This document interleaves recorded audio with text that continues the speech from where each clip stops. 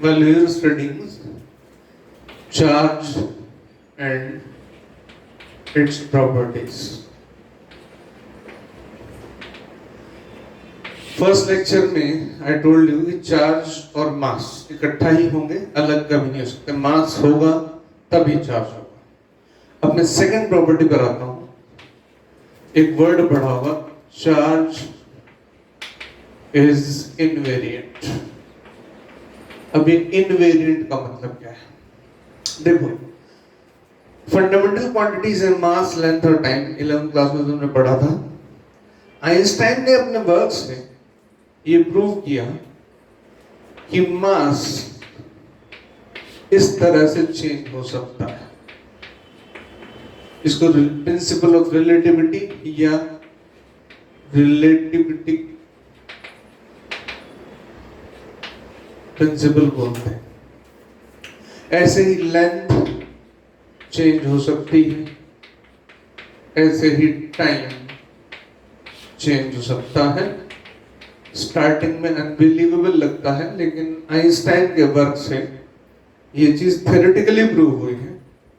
और फर्स्ट वाली चीज तो प्रैक्टिकली भी है, जो शायद ये फॉर्मूला तुम सबने पढ़ा सुना होगा, E = mc²।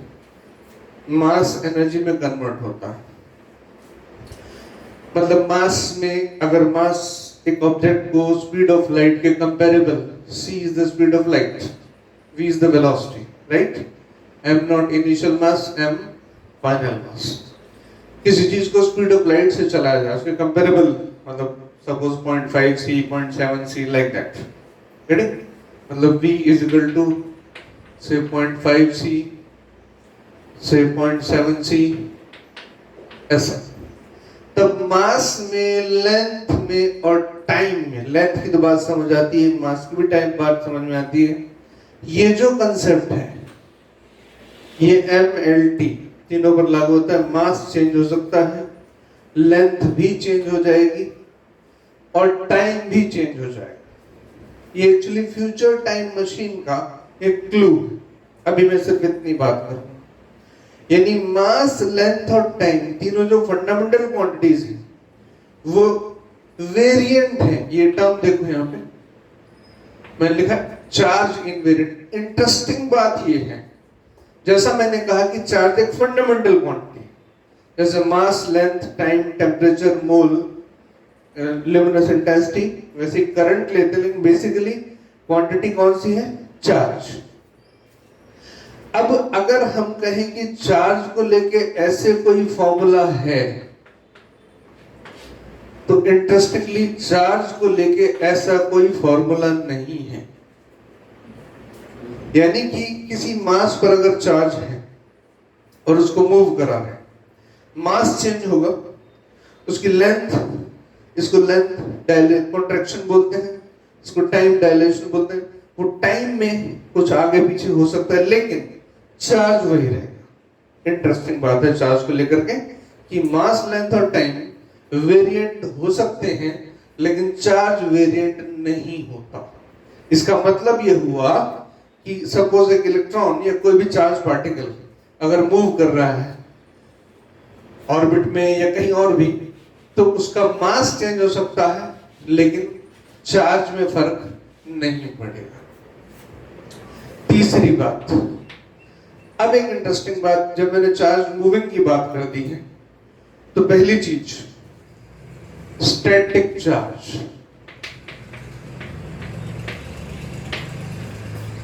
एक charge at rest produces electric field. Only लिख देता हूं सर, ठीक है? Static charge, charge at rest produces electric field only. Moving charge, वो भी विद कांस्टेंट वेलोसिटी, एक्सेलरेट नहीं होना चाहिए। अगर चार्ज मोशन में, तो स्टैटिक चार्ज तो इलेक्ट्रिक फील्ड प्रोड्यूस करता ही है, मोशन में है तो भी प्रोड्यूस करेगा। अब यहाँ एक एडिशनल बात हो जाएगी फर्दर मैग्नेटिज्म में, जो तुम पढ़ोगे कि करंट से, इलेक्ट्रिसिटी से मैग्नेटिक फील्ड प्रोड्यूस होता है। तो यहाँ दो चीज होती है, इलेक्ट्रिक एंड मैग्नेटिक, दोनों फील्ड प्रोड्यूस करता है अगर चार्ज एक कांस्टेंट वेलोसिटी से मूव कर रहा है। थर्ड पॉइंट, ये पहला था, ये दूसरा, और तीसरा पॉइंट, अगर एक्सीलरेटेड चार्ज है तो एक्सीलरेटेड चार्ज यानी ये चार्ज है मूविंग विद सम एक्सीलरेशन, तो भाई इसके आसपास इलेक्ट्रिक फील्ड तो होगा ही। बी, मैग्नेटिक फील्ड को बी से डिनोट करते हैं, मैग्नेटिक फील्ड भी होगा और इसने इलेक्ट्रोमैग्नेटिक वेव्स एमिट करनी चाहिए। एक्चुअल में पूरे यूनिवर्स में जैसे सन से भी जो लाइट आ रही है, बाकी स्टार्स से जो लाइट आ रही है, वो इलेक्ट्रोमैग्नेटिक वेव्स, और इलेक्ट्रोमैग्नेटिक वेव्स तब प्रोड्यूस होती हैं जब कोई एक्सेलरेटेड चार्ज मूव करता है, तो उससे एनर्जी इलेक्ट्रोमैग्नेटिक वेव की फॉर्म में रेडिएट होती है। इसका मतलब accelerated charge electric field produce करेगा, मैग्नेटिक फील्ड प्रोड्यूस करेगा और इलेक्ट्रोमैग्नेटिक वेव्स भी प्रोड्यूस करेगा। इसमें एक इंटरेस्टिंग बात है, तुमने 9th 10th क्लास में रदरफोर्ड थॉमसन मॉडल जो था, थॉमसन के बाद रदरफोर्ड मॉडल एक्सेप्टेबल नहीं था। उसका कारण पड़ा होगा कि रदरफोर्ड ने तो कहा तो था कि इलेक्ट्रॉन न्यूक्लियस के चारों तरफ चक्कर लगाते हैं और चक्कर लगाते हैं, देन दे आर कंटिन्यूअस। लेकिन लेटर ऑन एक बात पढ़ी होगी तुमने कि बोर ने फिर क्या स्टेटमेंट दिया था, तब ये बात मालूम थी कि अगर चार्ज मूव कर रहा है सर्कल में मूव कर रहा तो सेंट्रीपिटल एक्सेलरेशन डेफिनेटली है। सेंट्रीपिटल एक्सेलरेशन कोई सा भी एक्सेलरेटेड चार्ज है, एक्सेलरेटेड चार्ज है, तब उसको इलेक्ट्रोमैग्नेटिक वेव्स यानी एनर्जी रेडिएट करना चाहिए, और एनर्जी रेडिएट करेगा तो उसकी एनर्जी खत्म होते होते धीरे धीरे स्पाइरल लूप बनाते हुए न्यूक्लियस के अंदर चला जाएगा। तो रदरफोर्ड मॉडल की ये प्रॉब्लम थी, तुमने शायद पढ़ा भी होगा तब शायद ये बात समझ ना आई हो, अब यहां से समझ लो। फिर बोर ने जो स्टेटमेंट दिया था, उसने कहा था फिक्स्ड ऑर्बिट होते हैं, वहां से ना तो एनर्जी को एमिट करता है ना एब्जॉर्ब करता है, उसको एक सर्टेन एनर्जी मिलती है, एनर्जी क्वांटाइज्ड होती है, वो बात की कहानी है। तो बोर ने उस प्रॉब्लम को ऐसे सॉल्व किया था क्वांटम फॉर्म में, क्वांटम मैकेनिक्स लगा के, कि यहाँ पर क्लासिकल मैकेनिक्स नहीं लग सकती। तो वहां ये बात तुमने पहली बार पढ़ी थी कि एक्सेलरेटेड चार्ज जो होता है that produces electric field, magnetic field and electromagnetic waves. ये तीसरी बात हो गई। फोर्थ प्रॉपर्टी बहुत कॉमन है, लेकिन तुम्हें लगेगा कि इसको कहने की क्या जरूरत है, हमें बताइए। Charge is conserved. मैं इसको सिंपल तरीके से बोलूं कि आइसोलेटेड सिस्टम है, इसके अंदर कुछ चार्ज ये plus Q1 plus Q2 minus Q3 minus Q4 plus Q5 है, due to collection of many of the electrons हो सकता है। तो अगर ये आपस में घुलते मिलते रहे, सपोज ये टोटल 100 माइक्रो कूलम्ब है, अब ये कुछ भी होता रहे अंदर, बीच में ये दोनों मर्ज हो जाएं, ये दोनों मर्ज हो जाएं, लेकिन टोटल प्लस, अगर मैं लिखता हूं प्लस 100 कूलम्ब माइक्रो कूलम्ब रहेगा। ये तो नॉर्मल सी बात है, सभी लोग जानते हैं। हालांकि मेरे कई क्वेश्चंस में ये बात बहुत कम आएगी, छोटे छोटे क्वेश्चंस होंगे जिसमें मास भी होगा, चार्ज भी होगा, वेलोसिटी होगी, मोमेंटम, वो सब अप्लाई करना होगा, तो चार्ज कंजर्व रहेगा हमें बाय डिफॉल्ट मालूम होगा। लेकिन इसकी इंपॉर्टेंस और बहुत जगह है, वो ये कि ऐसी बहुत सारी फिजिक्स की डिस्कवरीज हैं जो किन्हीं फंडामेंटल प्रिंसिपल पर बेस्ड है।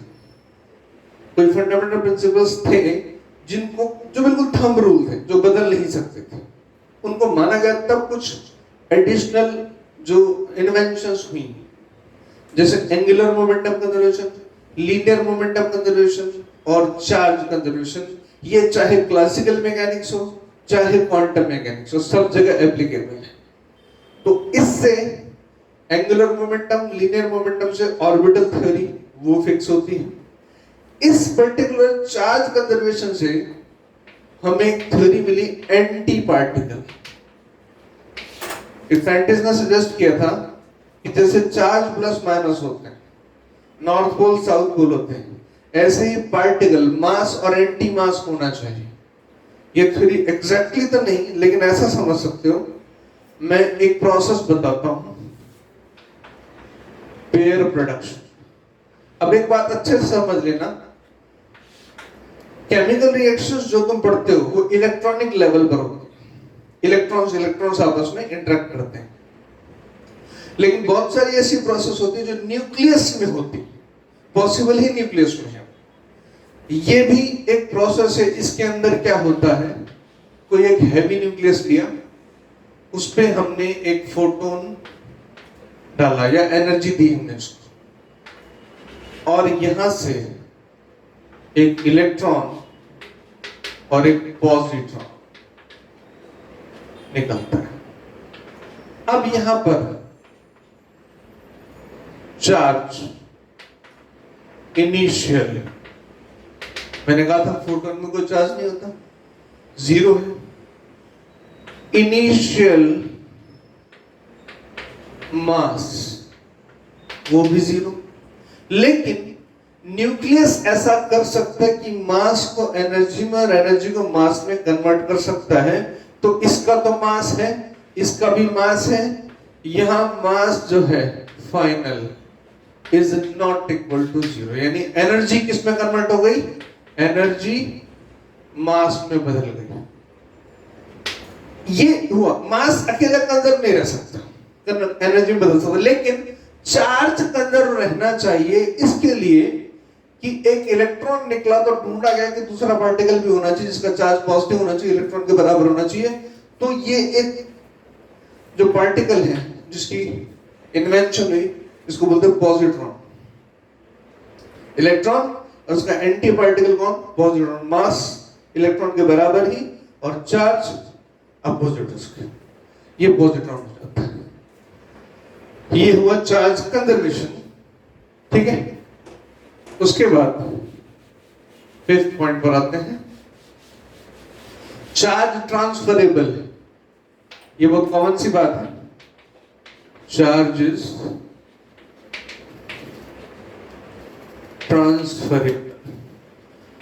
बहुत कॉमन सी बात है कि एक ऑब्जेक्ट है ए, दूसरा है बी, मेटलिक बॉडी है, इससे इलेक्ट्रॉन जा सकते हैं या उससे इस पर भी आ सकते हैं, तो चार्ज ट्रांसफर हो सकता है इजीली।